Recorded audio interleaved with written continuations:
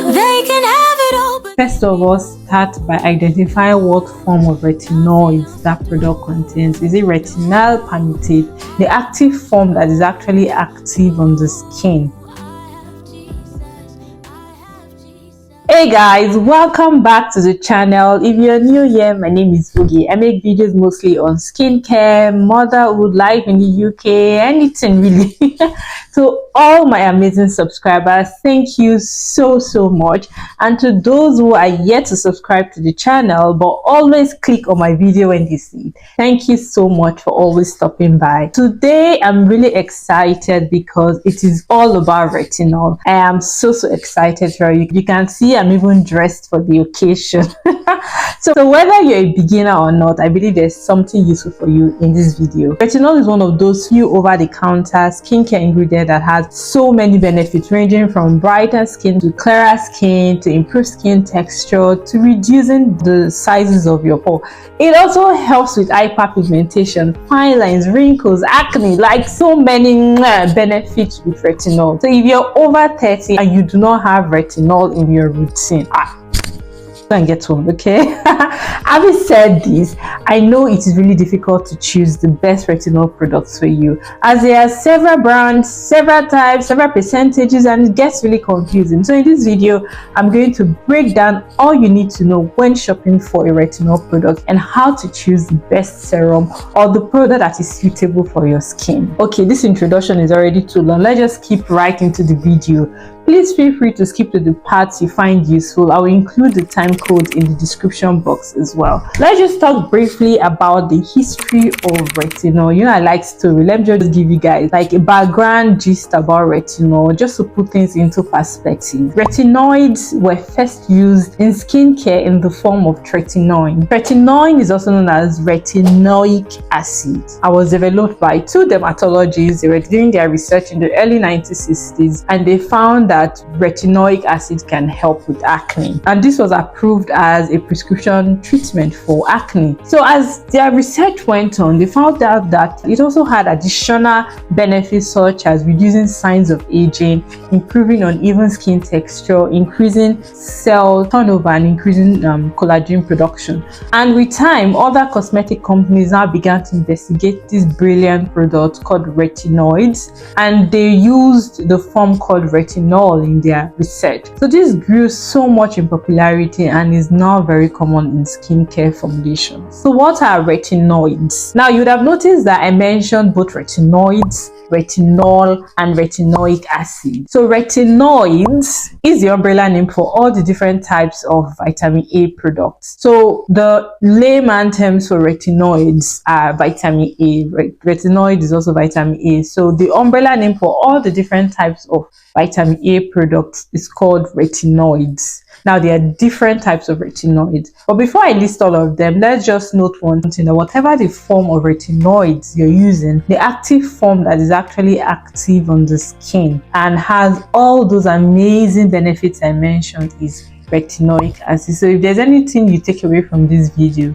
just remember that whatever form of retinoids you're using, the active form is retinoic acid, and that is the form that has all those amazing benefits I mentioned. So let us look at some of the popular forms of retinoids you'll find in the market. I'm going to list them in order of increasing strength. The first one is retinol palmitate. This is probably the mildest form of retinoids you will find because it's been combined with palmitic acid. Palmitic acid is a type of fatty acid commonly used in skincare formulations, and combining it with retinol makes it really stable and less irritating on the skin. The only problem with this form is that it has to be broken down into several steps before it gets to retinoic acid, which is the active form like I mentioned, and before you can get all those sweet benefits from the product. Okay, it has so many steps it has to go to. It has to be broken down into retinol, and then into retinaldehyde, and finally into retinoic acid. So it takes a longer step before it gets to retinoic acid. And so before you start seeing effects with this product, it may take a while. It doesn't act really quick. The next form of retinoid is retinol. Retinol is the one that I think everybody calls all vitamin A product retinol. So it's just a type of retinoids. So retinol needs to first be converted to retinaldehyde and finally into retinoic acid before it becomes available for your skin to use. The third popular form is retinaldehyde, which is also called retinal. It is converted straight to retinoic acid, so just one step and it becomes retinoic acid and it becomes available for your skin to use. Okay, now another one, which is called retinoid, is only available as prescription. Why? Because it has the active form of retinoids. This is retinoic acid. Retinol is retinoic acid, so once you apply it on your skin, it is already active and it works pretty well. Within weeks of using retinol, you're going to start seeing effect, but of course that makes it also very irritating. These four forms which I've mentioned are all naturally occurring retinoids. There is, however, another form of retinoid which is also popular, and that is adapalene. Adapalene is different from all these other naturally occurring retinoids which I've mentioned, in the sense that scientists have gone on to see that, okay, these naturally occurring retinoids are quite good, but they have a lot of side effects. So how then can we make this great product maintain its usefulness but also reduce its side effects? So they've gone on to modify adapalene to make it really selective to the receptors it will work on, such that it will only have effect on those good receptors and not have effect on those bad receptors that will give you all of those side effects. And that is why with adapalene, you have less side effects, but you have all the sweet benefits that retinoids has. It has been chemically modified in the lab, so we can call it a synthetic form of retinoids because it has been chemically modified to enhance the goodness of it. So skincare product, like with every medication or drug, needs to act on a receptor for you to get effect. So receptors, so just imagine like a key and a lock. So the key is the product, in this case retinoid. The lock is the receptor. So the key has to fit properly into the lock to open the door. Naturally occurring retinoids, they fit into several kinds of doors. They can open several types of doors. So because of that, they will open both the good doors and the bad doors, and then you get good benefit, but it can be irritating and you have a lot of side effects with this naturally occurring retinoids. But with adapalene, it is very selective. It opens only a specific type of door that has only the good effect you need on your skin. And it doesn't open all of those other kind of other doors that would lead to, side effect, and that is why the side effect is really less. Anyway, let's move on. Because it will selectively bind to only receptors it needs to bind to, it is so much more suitable for people with very sensitive skin and people who have very bad reactions to the naturally occurring retinoid. See, the world of science has really advanced. So let's compare prescription versus over-the-counter retinoids. Prescription retinoids, as you would expect, are stronger and therefore more effective.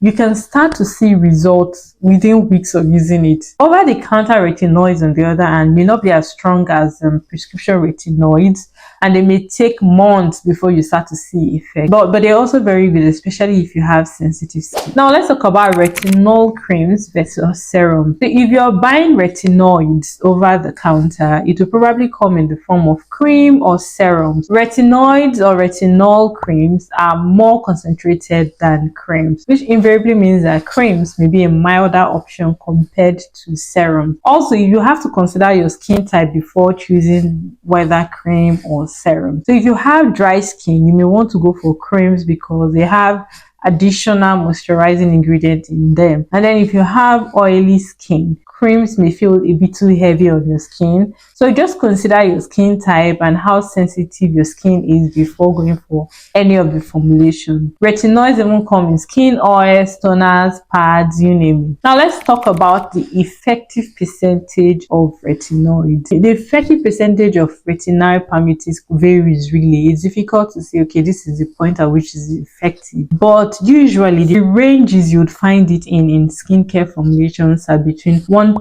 and 3%. For retinol, you find it in 3 strengths: low strength, medium strength, and high strength. Low strength products are usually in the range of 0.1 to 0.3%. These are generally considered as low strength retinol, and they are suitable for anybody that is new to retinol. So if you've never used retinol, this is probably the one you may want to start with. Low strength retinol can offer improvement in skin textures and fine lines with regular use. For medium strength retinol, they come in ranges of 0.3% to 0.6%. So these formulations are generally suitable for those who have acclimatized a bit to lower concentrations of retinol and want to go up the ladder in the retinol journey. The next one is a high strength retinol, which comes in concentrations around 0.6% to 1% or even higher depending on the company. These formulas are typically recommended for individuals who have built up tolerance to higher concentrations over time. Retinaldehyde, on the other hand,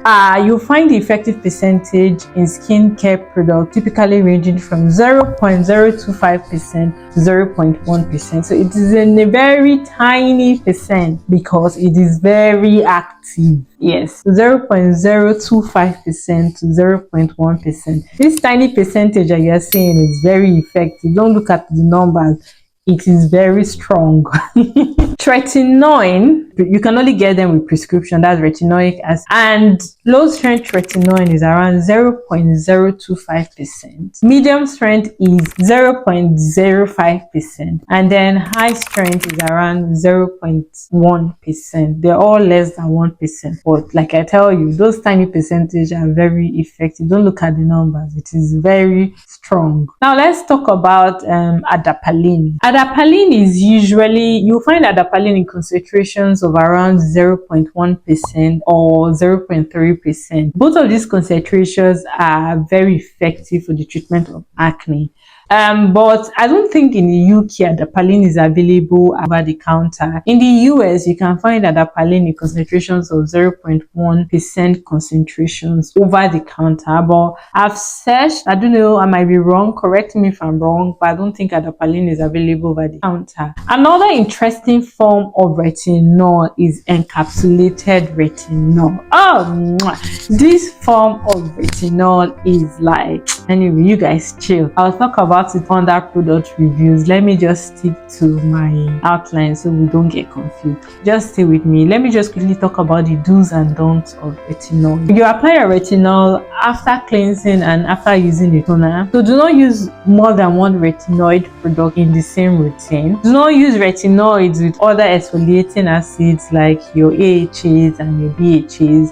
Do not use retinoids with benzoyl peroxide in the same routine. In fact, anytime you're using retinoids in your routine, make sure that the other products you're using are mild and soothing, because you don't want any other active ingredient, because retinoids on its own is already very active and strong. And if you're new to retinoids, start with once a week in the first week, 2 times a week in the second week, and then gradually build up. You can stay on once a week for a long time depending on how your skin acclimatizes to it before gradually moving up. If your skin is very sensitive, you can even apply retinoids after your moisturizer or mix it with your moisturizer to help manage the harshness of retinoid. And of course, only use retinoids at night. And if you use retinoid any night, don't forget to wear sunscreen the next day, because your skin can become more sensitive to photo damage when you use retinoids. So always use a sunscreen, regardless of whether you're using retinoids or not. Always wear a sunscreen before you go out any day. Okay, let's review some retinoids containing products. The first on my list is the Medicaid Crystal Retinol Serum. It is a very good formulation. Just by looking at the ingredient list, it contains hyaluronic acid, vitamin E, glycerin, and it's quite a moisturizing formulation. It contains a lot of soothing extract as well. It contains retinaldehyde. Medicaid even offers it in increasing strength, so you'll find it in 0.01 to 0.2%. So if you have sensitive skin, you probably want to start from the lowest concentration Medic 8 Crystal Retinol Serum offers, and then gradually build your way up. The lowest strength goes for, I think, 45 pounds, and the highest strength goes for around 99 pounds. Honestly, I think this is a great retinol formulation. Another one is the Paula's Choice 1% Retinol Treatment. It is a serum and it contains 1%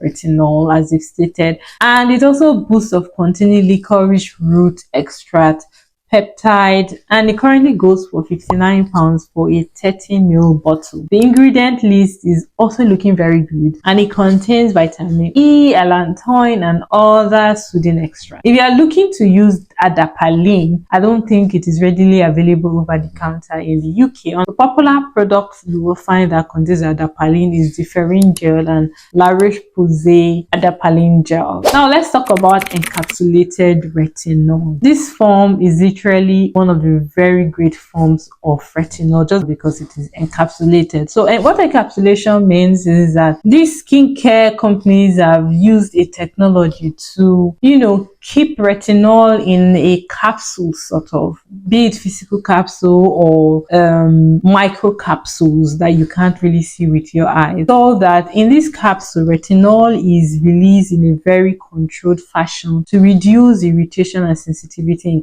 it can cause. Encapsulation can also make it very stable and make it have a longer shelf life, and encapsulation can improve the efficacy of the retinol product. It is actually a very good form of retinol if you have overly sensitive skin. A popular example of encapsulated retinol is the Elizabeth Arden Retinol Ceramide capsule. It comes in individual capsules which contains both retinol and ceramide. It comes in a 30 capsule tube which goes for about 51. The capsule also helps because it contains ceramide. The ceramide will also help strengthening your skin moisture barrier. Another one is Dermatologica Overnight Repair Cream. It contains 0.5% micro encapsulated retinol, and it also contains vitamin C and ceramide, and it goes for 89 pounds for a 30ml tube. And then there's Proceutica Retinol Power Drops, which I currently use. It contains 1.1% retinol and it goes for 47 pounds. So in summary, I've talked about the history of retinol, different types of retinoids, the different percentages of retinol. I've also talked about encapsulated retinol, which is a great form.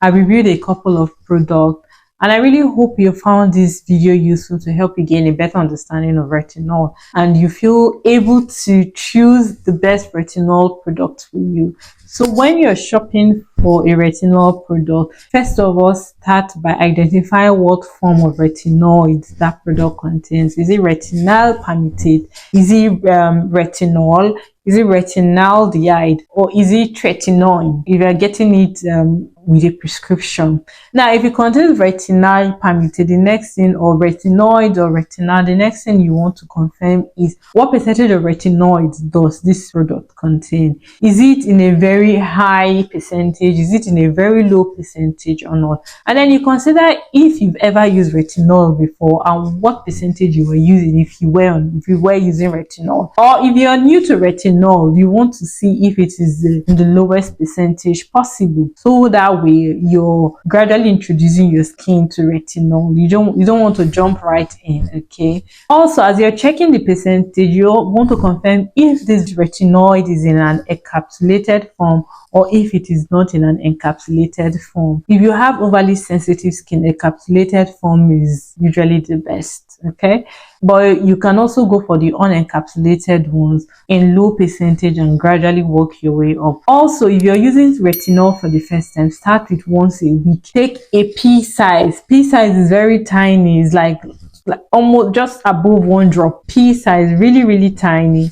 And then use that pea size on your face. Avoid under your eye, avoid this area of your face, and just apply on your cheek, hair, and your forehead. Okay, and once you apply once a week, don't apply again the rest of that week. See how your skin acclimatizes to it before going to 2 times a week the following week. If you feel like your skin is still adapted to it, you can stick to once a week that week till you're used to it. Okay, okay? Then after you've considered whether it is in the encapsulated form or it is not in the encapsulated form, you want to see what other ingredients are in your skincare routine that you are going to be incorporating retinol to. If they are active or irritating as well, you may want to take that out of that routine. You're going to be using retinol and use only mild and soothing ingredients. This video is just to give you a better understanding of retinol so you can choose the best retinol product for you. If you're more than 30 years, I'm saying it again, if you're more than 30 years and you've not started using retinol, you are in the wrong. Okay, go and get retinol for yourself. It is a great ingredient to have in your skincare routine. If you have anything you want me to talk about, please let me know in the comment section. And if you found this video useful or you just want to send your love, let me know in the comment section as well. All right, thank you so much for stopping by. As always, knowledge is power, and with the right information you can transform your skincare game. I will see you all in my next video. Bye.